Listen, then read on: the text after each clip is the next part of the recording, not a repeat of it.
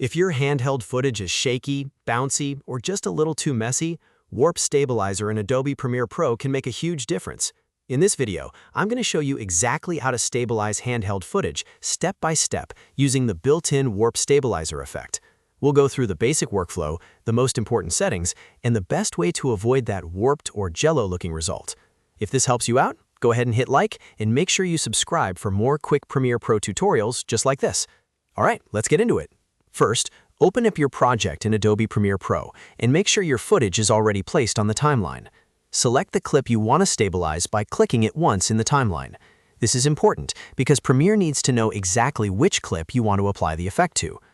Next, go over to the Effects panel. If you don't see it on your screen, you can open it from the Window menu and then find Effects there.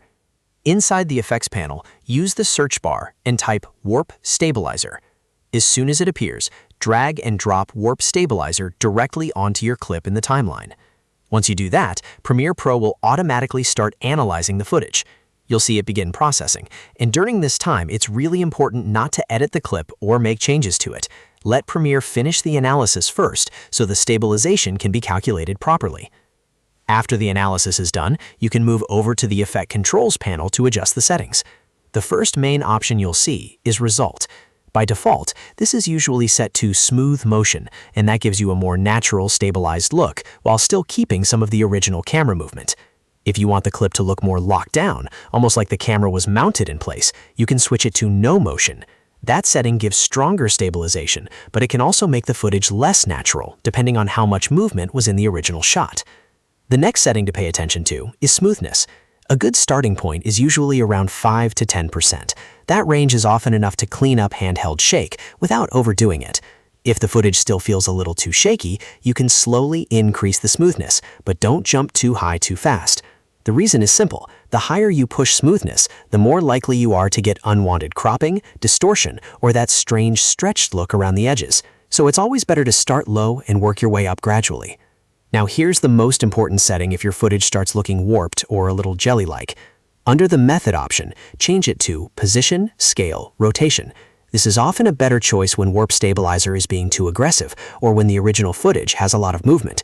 It can help keep the image more stable while reducing that weird warped effect that sometimes happens with more advanced stabilization modes.